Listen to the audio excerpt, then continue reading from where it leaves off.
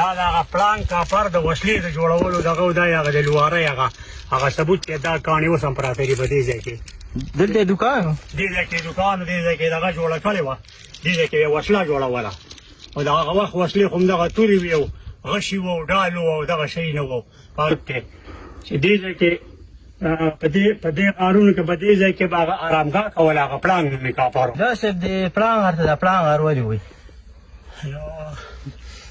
اجازه به کولو نه اول خو زه ستا ډېره مننه کوم د دې خبرې چې دا ډېر اوږد تاریخ دی هغه ځکه وایي چې زمونږ د مشرانو د خولې مونږ ته دا وینا دا ثبوت پروت دی چې دې ځای کې په دې غارونو کې په دې ځای کې به هغه ارامګاه کوله هغه پړانګ نومې کاپرو او دې ځای کې د غره د غاړې ته د هغه باقاعده د وسلې او د تورو جوړولو باقاعده دې ځای کې بټۍ وې دلته کارخانه جوړه کړې وه د هغې او مسلمانانو سره بیا د جنګونه کول کله چې محمود غزنوي صاحب راغی محمود غزنوي صاحب په هغه سایډ نه د سویل د طرف نه 2 حملې وکړې خو په هغې کامیاب نه شو درېیمه حمله یې په د قبلې نه لکه چا ورته ووایي چې د دې طرف نه نظاره ورکړه نو لکه هوښیاران وایي جنګ خو یاسې هم دوکوي دښمن له به دوکه ورکوي نو دغه طرف ته ورته نظاره ورکړه پامه چې ښکته ولېږه هغوی یې په دې کنډاو راواوښته د قبلې نه او دې ځای کې د هغوی نه هغه ځای صفا کړه هغې ته یې لرې کړه ختم یې کړه دې ځای نه د هغه وخت نه دې غاړې ته چې کوم دی دې ته د پړانګ کور وایي دا د پړانګ کور دی خو د غارو ساسې غاړې ته چې څوک ورته غار وایي نو دا غار هم دې ځای کې ورته دی دا د هغه د ارامګاه ځای و او دغه ځای کې بیا پوځ پروت و دا یې لښکرې وې په دې ځای کې بس هغې نه بعد بیا هغه صفایا وشوه او زمونږ مشران بیا په هغې پسې سمدستي لږ چې دلته راغلي دې غاړه کې آباد شوي او بس اوسه پورې پکې مونږ دلته پاتې هغه پړانګ نومې کاپر چې دی هغه په دې ځای کې د وسلې ځای او دې ځای کې بیا وسله جوړوله هغه وخت خو تورې وې او غشي و دا دغه لوارۍ د زمانې هغه نشان یې اوس هم پروت دی چې دا په هغه زمانه کې بیا په دې ځای باندې محمود غزنوي صاحب راغلی دی د هغه طرف نه محمود غزنوي صاحب د ده سره 2 جنګه کړي نو په 2 جنګو یې دی نه دی قابو کړی بیا ورته بل یو بزرګ ویلي د هغې نه مې پته راته نه وه چې کوم یو دی هغه ورته ویل چې دې ځای کې یو کنډاو دی چې دله نظاره ورکړه ښکته فوج یې داسې ویسته هغه له په دې کنډاو راواوښته نو دې ځای کې دا ځای خالي کړه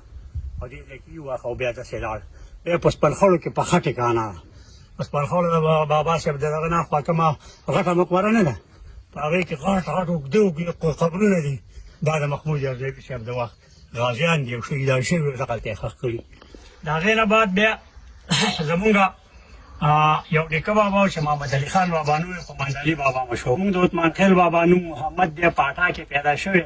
او بل نوم یې اټا بابا دی شیخ ملي بابا او ملک احمد خان بابا د مردان صوابۍ ملکان سوات دې ټول ایش له وساغتلی و اوس په الرن ډرې کې د هغه قبر دی هغه هلته کې وفات شوی د هغې نه بعد پړانګ په ژبه کې وایي هر یو سړی چې خپل نوشي ته یا خپل زوی ته وران نوم وایي د هغه نوم محمد علي خان دی محمد علي بابا مشهور دی نو وایي هغه چې کوم دی په خان بابا مشهور دی دی په 1100 هجري کې تقریبا د اصیلو په غلیمۍ کې په دې کال جوړه شوې وه او په دغه وخت کې دی پیدا شوې د هغې نه بعد د دې غر خوا ته په دې ځای کې هغوی ته دلته کلی جوړ کړی دې ته لوی کلی وایي اوس وران شوی دی خو په لوی کلي باندې دا اوس هم مشهور دی د هغه 2 زامنو یو سیمت بابا یو نور احمد بابا یو سید احمد بابا خو هغوی ته ویل سیمت بابا او نور احمد بابا وي د هغې نه بعد بیا په 1279 هجري کې د محرم په میاشت کې بیا وفات شوی دی د هغې نه مخکې وایي په ډېرو جهادونو کې هغه عیسا اخیستې وه یو پکې امیر دوست محمد خان باچا د افغانستان سرلښکر هغه خپل نایب محمد صالح خان چې د ابوی بابا صاحب پلار و د سیدو باباجي صاحب پیربړي و وایي هغه یې د دې علاقې ته راولېږه او د دې علاقې ملاقات یې د پلار د مشرانو سره وشو خو خان بابا د هغه د راتلو ښه استقبال وکړو او بیا د هغې نه بعد څه وشو د تاکال 1256 کې د سیکانو سره جهاد هغه جهاد کې د امیر دوست محمد خان وایي 100,000 کسان شهیدان شوي او د پړانګ غر پکې 14 کسان شهیدان شوي او هغه سیکانو له په هغه ځای باندې ماتې ورکړې ده او باقي غازیان ته د خان بابا سره واپس پرانغار ته راغلل. محمد صالح خان چې کوم چې دا امیر دوست محمد خان نایب و هغه ځان څخه پرانغار ته راوسته او بیا څلور ورځې پس خواجه صاحب د پرانغار نه سوات ګورتۍ نومې کړ. نه بعد د امبیلي جهاد جوړ شو. د امبیلي جهاد خو د دې جهاد نه مخکې د ابوی بابا صاحب چې کوم د هغوی پلار چې کوم سیدو بابا د ځان سره راوسته او دا خلک یې ټول په خپلو مریدانو کې شامل کړل. وی خان بابا چې وایي ډېر زیات متاثره شو. وایي د خان بابا د هرې خبرې د هغه به کلکه ملګرتیا کوله د ملکڼ نه د مونډې پورې چې څومره مشران وو هغه وایي هر یو کس خپله جنډه په لاس کې نیولې وه او د امبیلې جهاد ته لاړل. اډې مولا د مالکي شریف باباجي صاحب او د ابوی بابا او عرف خان مولا صاحب په دې ټول علاقه کې تقریرونه وکړل او په پېښور کې د مانکي بابا وی دا ټول علاقې جهاد ته تیار. محمد علي خان بابا وی د هغه مشر زوی سره نور احمد بابا د امبیلې په جهاد کې سره د خپل قام د سپینې جنډې لاندې د بازدرې په طرف د امبیلې کانډاو ته راووت او دا نوجوانان په هغې کې داخل شو. دا تاریخ 30 ستمبر 1863 وی په 20 اکتوبر په 1863 کې جوړ شو. په دې جهاد کې 2 میاشتې شدید جنګونه وشو خو انګریزانو هیڅ لار ونه مونده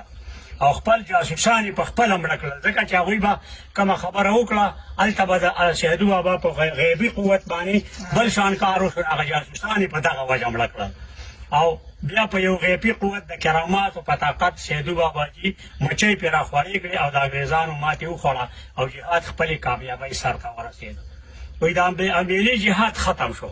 په 28 دسمبر 1863. محمد علي خان بابا خپل زوی ملک نور احمد د لښکر سره پلانغار ته رخصت کو په خپله سیدو بابا صاحب سره پاتې شو. وایي هلته بیمار شو د هغه نه اجازت راواخیسته. خواجه محمد صالح خان له ګورتۍ ته راغی د هغه ځای نه چې را د پلانغار اراده وکړه نو په درګۍ کې وفات شو. وایي دغه تاریخ 1279 هجري د محرم په میاشت کې په حق ورسېد.